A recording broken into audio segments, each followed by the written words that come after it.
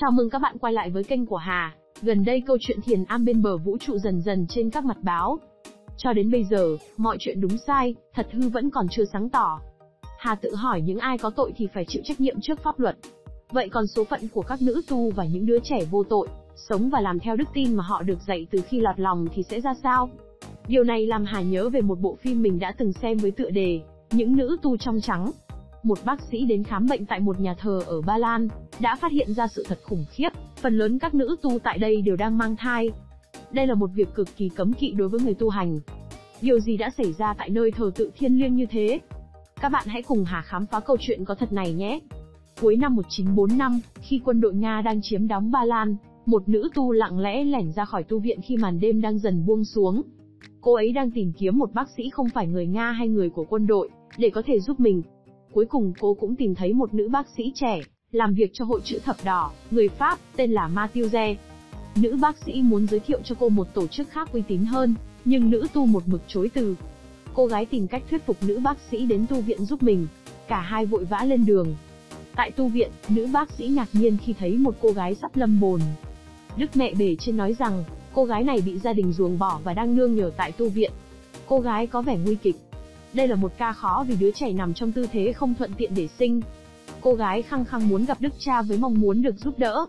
Trong tình huống khẩn cấp, Mathilde đã thực hiện ca phẫu thuật dã chiến, đưa đứa trẻ ra ngoài an toàn.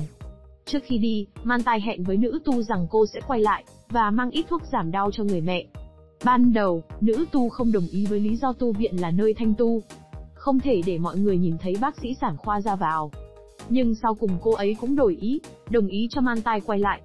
Sau khi nữ bác sĩ ra về, trong tu viện, mẹ bề trên đã trách mắng người nữ tu kia rất nhiều.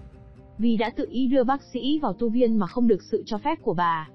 Thực tế, vài ngày trước, trong tu viện, một phụ nữ mang thai khác đã bị sẩy thai khi không nhận được sự chăm sóc y tế cần thiết.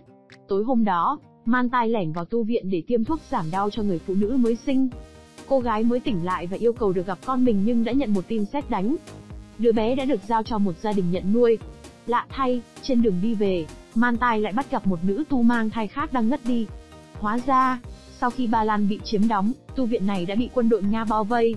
Các nữ tu bị các quân nhân tấn công và hầu hết đều mang thai. Đây là một sự sỉ nhục đức tin rất lớn đối với họ.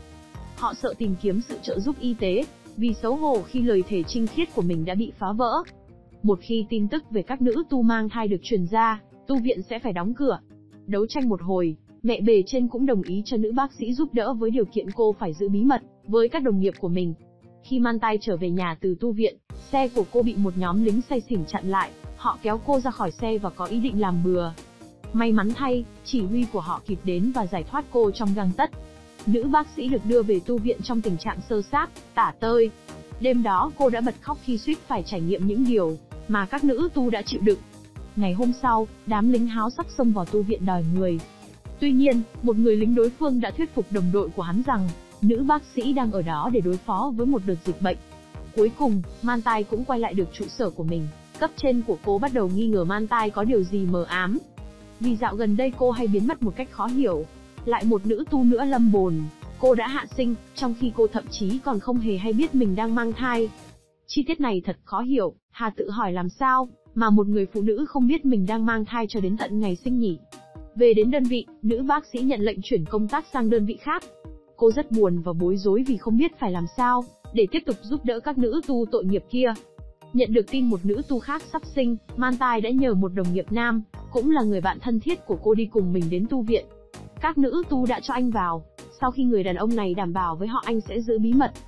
Sau khi kiểm tra các nữ tu đang mang thai, Mathilde đến thăm đứa trẻ vừa mới sinh.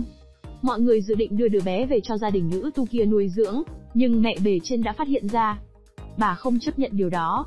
Thì ra, lâu nay, mọi người cứ ngỡ những đứa trẻ mới sinh được đưa đến những gia đình hiếm muộn. Ngờ đâu để bưng bít bí mật khủng khiếp tại tu viện, bà trùm của các ma sơ đã tiễn những đứa trẻ vô tội kia về với Chúa, bằng cách bỏ rơi chúng trong thời tiết giá lạnh bên đường. Khi biết được số phận thật sự của đứa con mình vừa hạ sinh, một nữ tu đã quẩn trí và nhảy xuống tự sát từ một mỏm đá. Thật khó khăn khi buộc phải lựa chọn giữa đức tin và tình mẫu tử. Suy cho cùng, sự sống vẫn là quan trọng nhất. Những đứa bé kia đâu có tội tình gì. Mathilde bị chấn động bởi sự việc. Cô ấy quay trở lại căn cứ của mình với anh bạn đồng nghiệp. Lại ba nữ tu nữa hạ sinh. Để bảo vệ những đứa trẻ vô tội, chúng đã được đưa đến chỗ Matthew. Một nữ tu vì bảo vệ con mình, đã quyết định rời khỏi tu viện để tự mình nuôi con. Lúc này, Mantai đã nảy ra một ý tưởng.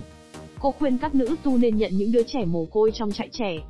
Những đứa trẻ mới sinh sẽ được nuôi dưỡng cùng các em bé mồ côi. Điều này tránh được những câu hỏi về nguồn gốc của các em bé. 2 tháng trôi qua, bóng tối đã rời đi. Trả lại nơi thánh đường này những tiếng cười giòn tan vui vẻ. Bộ phim không phán xét về mặt đạo đức, vì tất cả mọi người đều chỉ là nạn nhân của chiến tranh. Câu chuyện của Hà đến đây thôi. Mến chào tạm biệt các bạn và chúc các bạn cuối tuần vui vẻ bên gia đình và những người mà mình yêu quý.